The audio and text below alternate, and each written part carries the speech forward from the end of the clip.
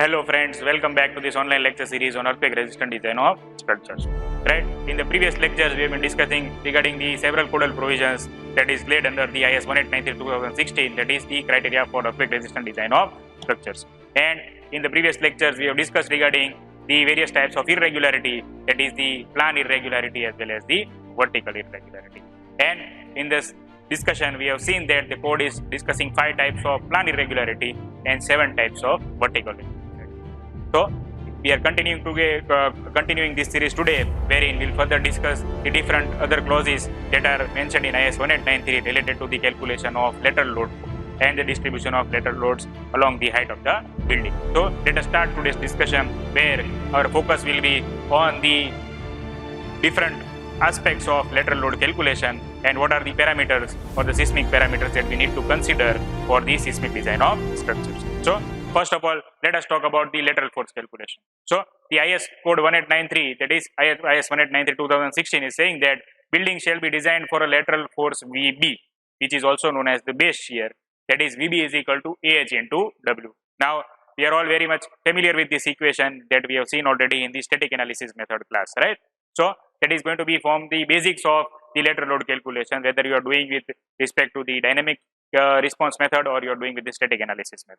So, the calculation of base shear is given by VB is equal to AH into W, right? Where VB is the base shear, AH is the horizontal acceleration spectrum, and at the same time W is the seismic weight of the structure, right? So, if we look at the details of horizontal acceleration spectrum, then we can say that AH is equal to ZISA by 2RG, where we know that Z is the zone factor, I is the impedance factor, R is the response reduction factor, and SA by G is the design response spectrum, right? Now, we know that in case of zone factor, we have seen that it depending upon the location of the structure, whether it is located upon zone 2, zone 3, zone 4 or zone 5, the value is going to be in the range of 0.10 to 0.36. That is, if it is in the zone 2, then the value is going to be 0.10, and if it is in zone 5, then the value is going to be 0.36, right? So, that we have already seen in the previous lecture.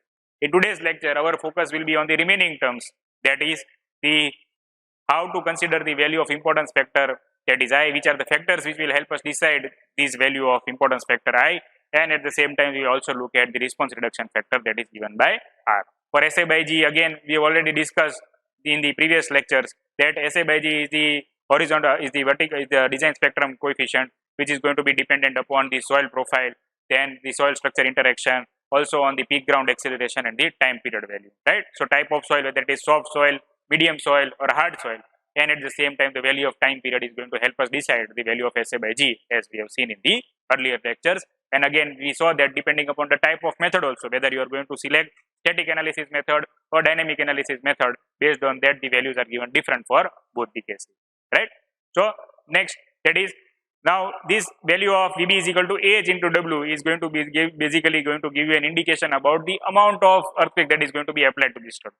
So, what the Indian Standard IS 1893 is telling that irrespective of the design lateral forces that you are going to calculate based on the value of VB is equal to AH into W, there is a minimum criteria for which the structure should be designed with respect to their location. That is, for example, if a building is located in zone 2, then any building which is going to be located in zone 2 should have a minimum lateral force resisting capacity, which is going to be as per the table that is mentioned over here. That is, for example, if I talk about zone 2, then the code is telling that minimum 0.7% of the earthquake has to be applied for any building that is to be located in zone 2. So, that is basically it is expected whether you are doing the earthquake calculation or not, but you should have the lateral force resisting system, which is going to be an integral part of the structure whichever you are going to design or construct, and the capacity of this lateral resisting force system should be such that it should be able to resist at least 0.7% of the earthquake force.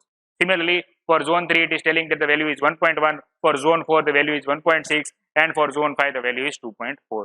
So, we know that zone 5 is going to be high seismic prone zone, so there the minimum criteria is 2.5%. So, any building which is going to be constructed in zone 5, whether it is designed for earthquake or not designed, but the lateral force resisting system that is integral part of that particular structure should have the capacity to at least resist the earthquake of 2.5% on, right?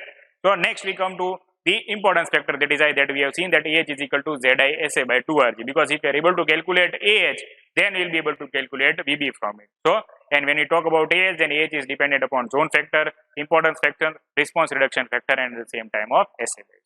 So, importance factor is basically going to be dependent upon the functionality of the building, whether the building is a school building, whether it is a public building, whether it is a private building, that is whether it is a residential property, commercial property, whether the property is linked to the overall economics of the country, for example, nuclear power plant or something of that sort, right? So depending upon that, you need to select the importance factor, right? So if I look at the codal provisions, then IS 1893 is basically providing us with three categories, where the first category, it is talking about the special structures, the structures which are directly related to the economy of the country, that is nuclear power plants, dams, bridges. These are a special type of structures, silos, chimneys, right, wherein the lifeline of the country or the lifeline of the state or a city is going to be dependent, right? Because what is going to happen is that in case of industries, we have seen that whenever the failure is going to be there, then as a result of that, the impact is going to be huge, because due to the failure, if there is a breakage in the industry, then as a result of that, the production is going to be impacted, and the production is impacted, then as a result of that,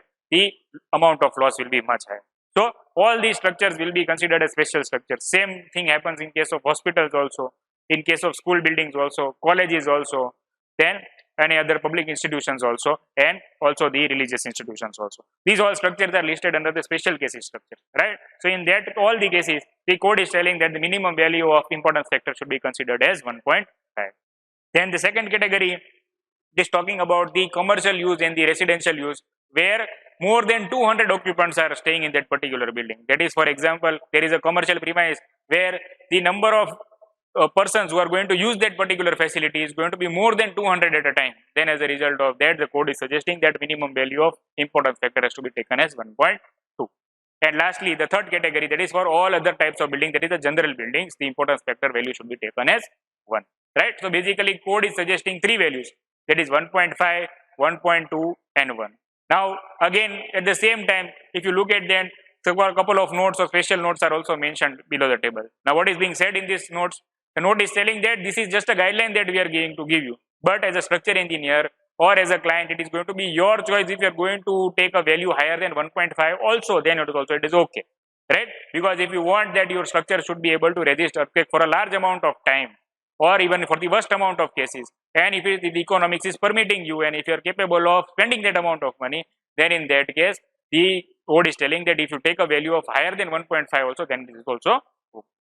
Then the second thing is that if the case is such that the facility is a mixed property, where you have a commercial property also and your residential also, that is the first floor, we have seen this type of projects, right, there where the first two floors are for commercial purpose and the remaining floors are for residential purpose. So there also again it is telling that, for if one case is telling that the category of importance factor suggested by code is 1, and for the other category the factor suggested by code is 1.2, right? So the code is telling that out of these the higher value should be selected as the base value, that is 1 and 1.2, the higher value is going to be 1.2. So code is telling that you should take a minimum value of 1.2 in that particular type of case, right?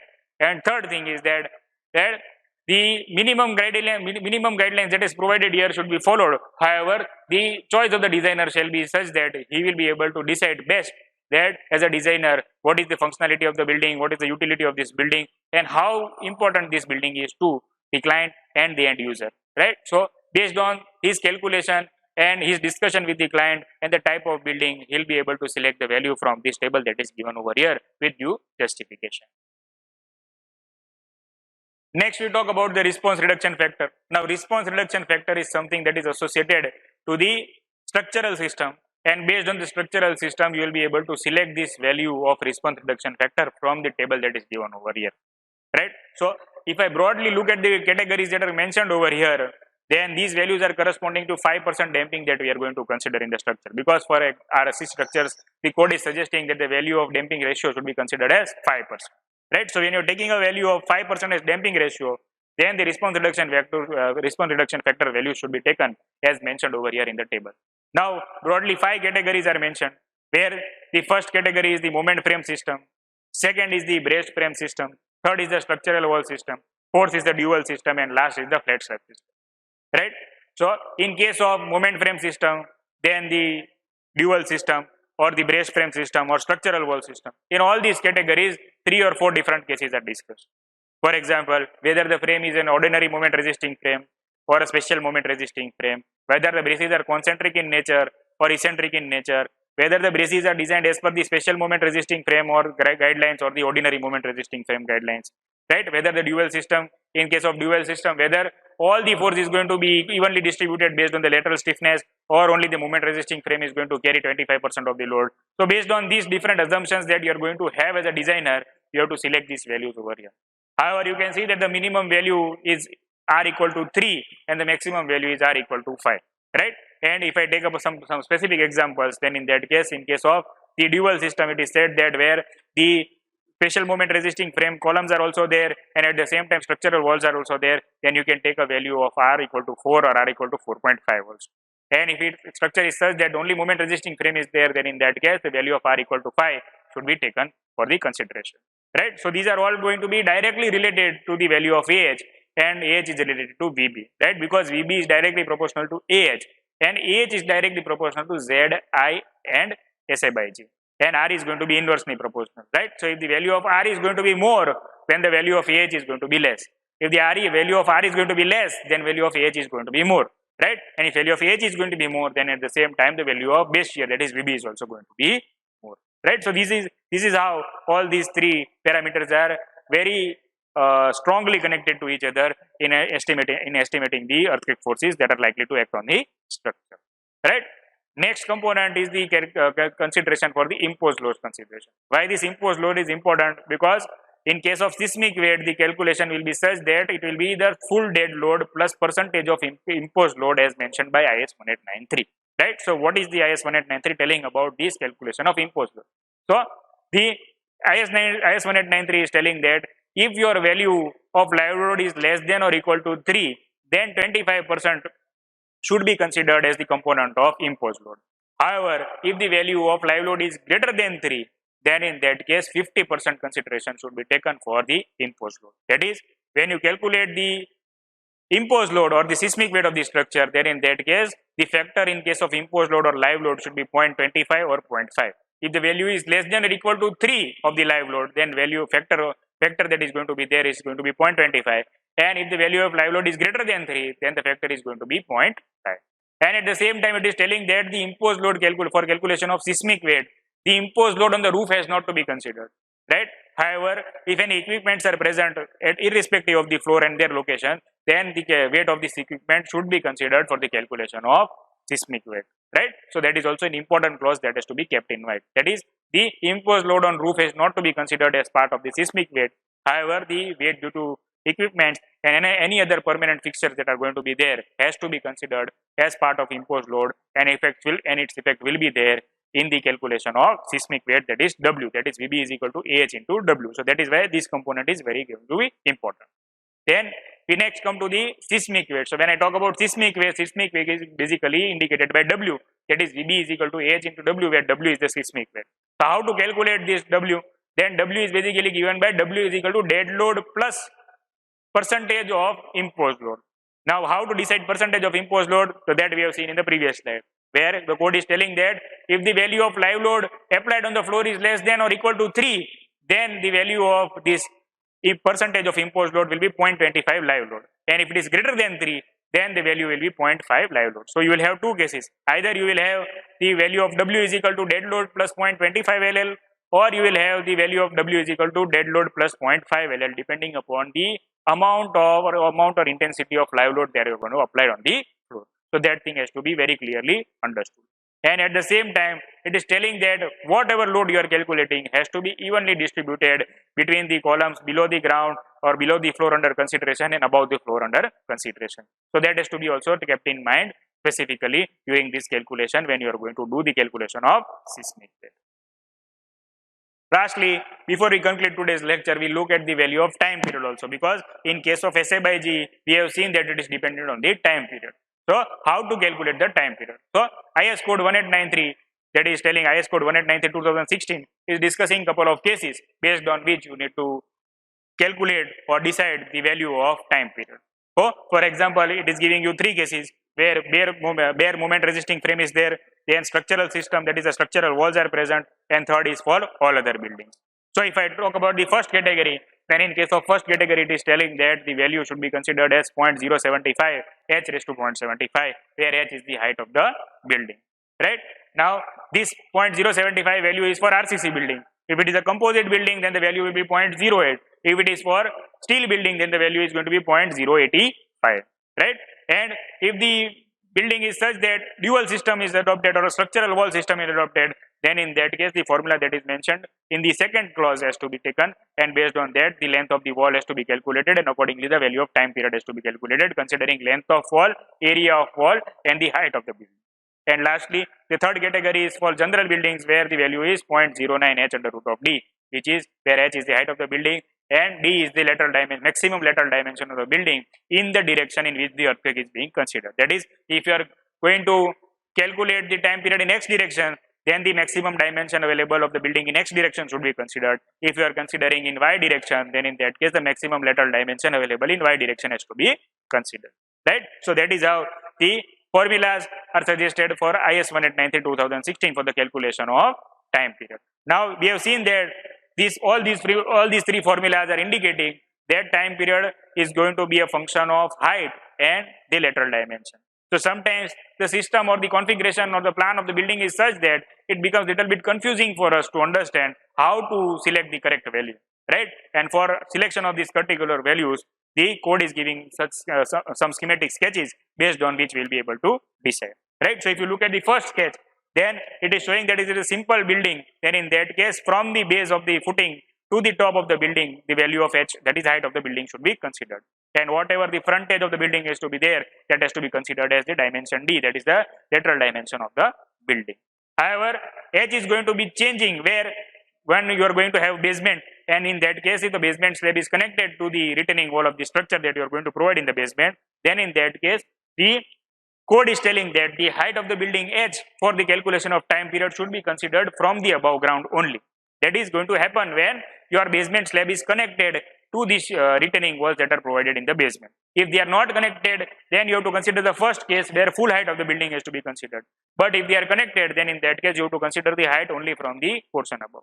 Sometimes the other case is there where the dimension of the basement is larger as compared to that of the actual dimension of the building. So in that case again the problem comes is how to select this value. So again code is telling that you have to consider the base dimension which is going to be above the ground only, and you have to neglect the dimension of the basement which is going to be in larger direction in the structure which is going to be below the ground.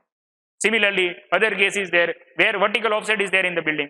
So again there also how to calculate h and d, that is also shown over the figure. And lastly the figure is shown where the building is located on the slopy ground. There also how to calculate or how to consider d, and the height h should be considered only for the portion from the topmost portion of the ground, and that is also indicated by this particular figure over here. So these are 5 schematic figures which will help us decide or how to consider the value of h and d for different type of plan configurations that are going to be there, or different type of elevation configurations that are there. I hope you have understood the considerations that the code is proposing for the importance factor, that is response reduction factor, and at the same time the calculation of time period. And lastly, based on these 3 factors, we will be able to calculate the value of AH, and once the value of AH is calculated, then we will be able to calculate the value of VB, that is the base shear. Right? So I hope you have enjoyed today's lecture. Stay tuned for the further lecture series. We will be discussing further regarding the static analysis method and the dynamic analysis method and the formulas that are necessary for that calculation